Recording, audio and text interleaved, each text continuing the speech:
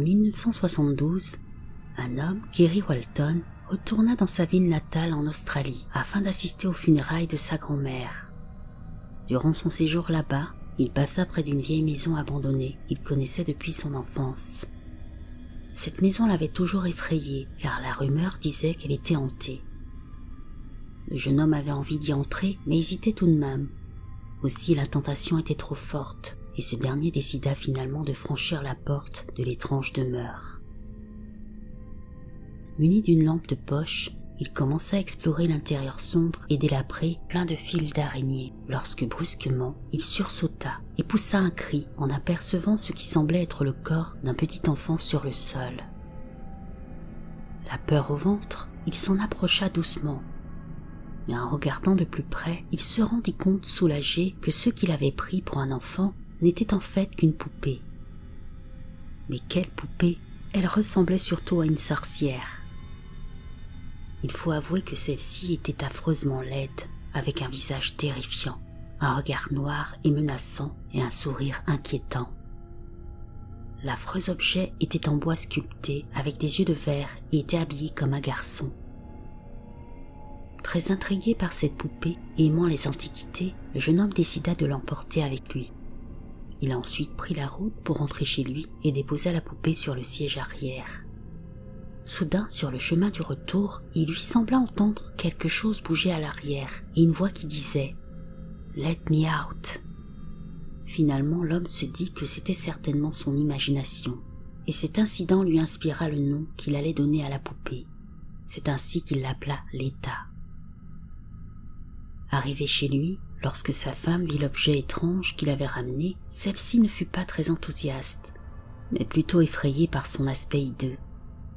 Quant au chien de Kerry, dès qu'il la vit, il se mit à grogner et à aboyer nerveusement et essaya même de l'agresser.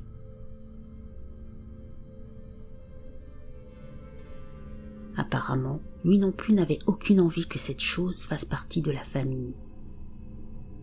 On avait l'impression que la présence de cette poupée le perturbait complètement, car il est vrai qu'il ne s'était jamais comporté ainsi, étant un chien plutôt calme. Mis à part la femme, le chien et quelques amis qui se sentaient mal à l'aise en sa présence, les enfants n'avaient pas l'air si effrayés que ça par l'horrible objet.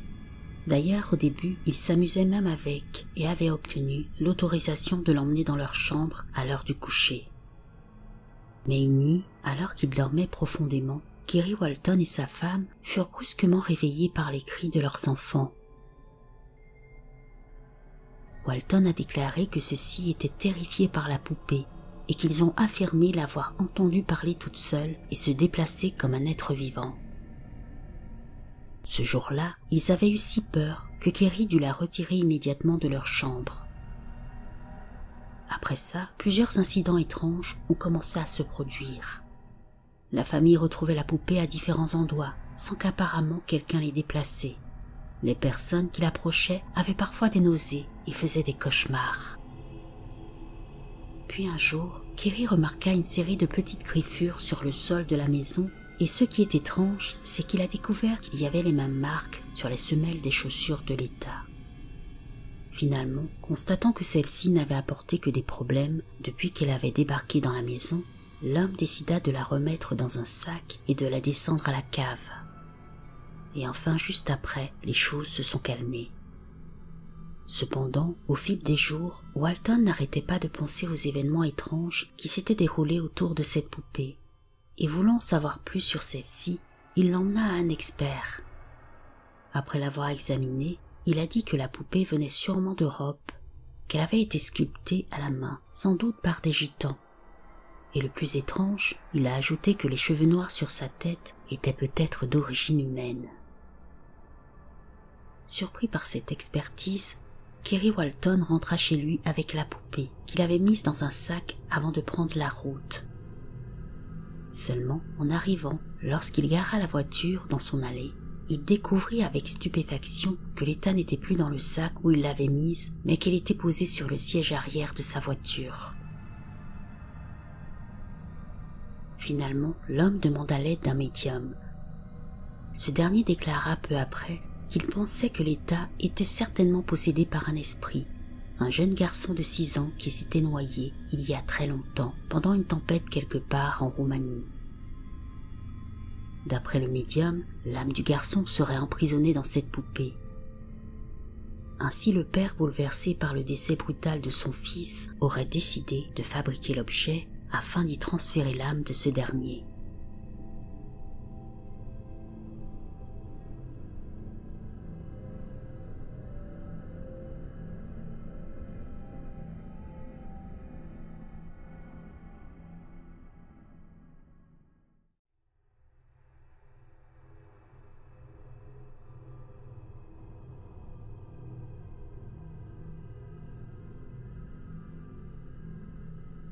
Nous sommes en 1968 aux États-Unis.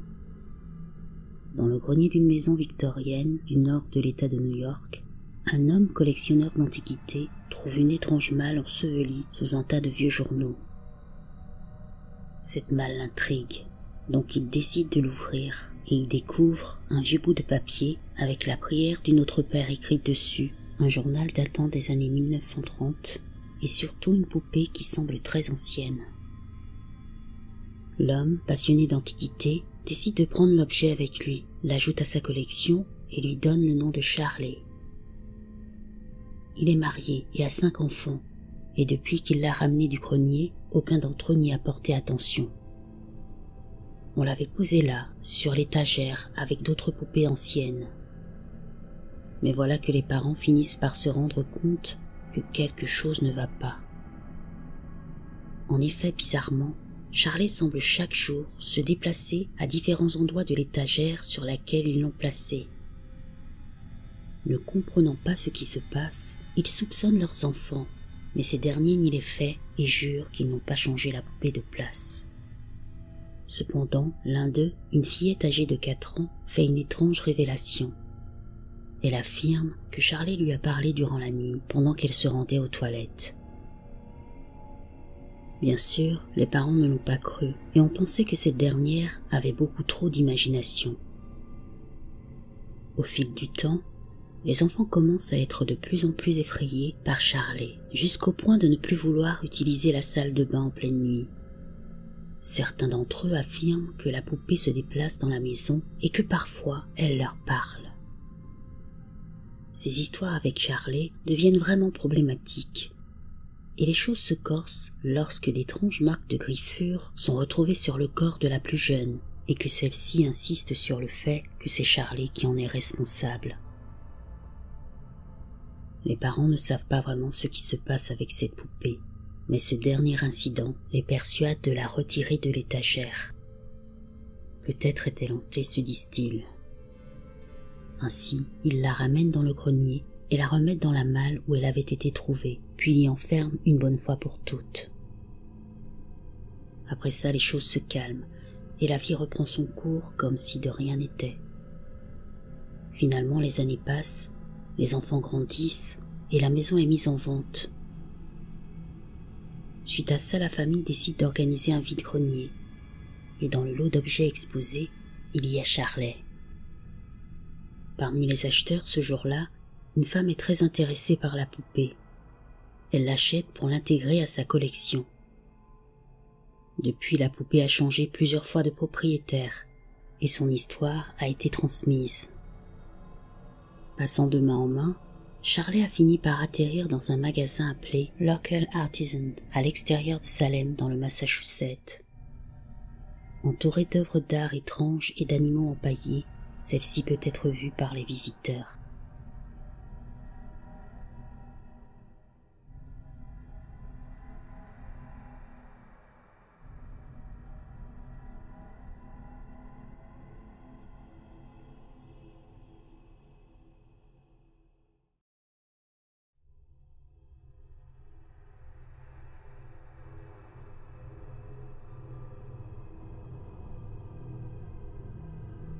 Nous sommes dans les années 80 à Jefferson au Texas.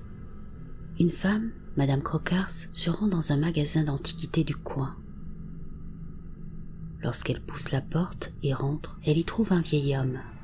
Elle le salue et commence à explorer le magasin, regardant ce qui y est exposé. Mais brusquement, voilà que celui-ci se met à pointer l'un des objets avec sa canne. Surprise, Madame Croqueurs ne comprend pas ce qui se passe. L'objet que le vieil homme désigne est une poupée, et ce dernier affirme que celle-ci l'a choisie et qu'elle désire partir avec elle.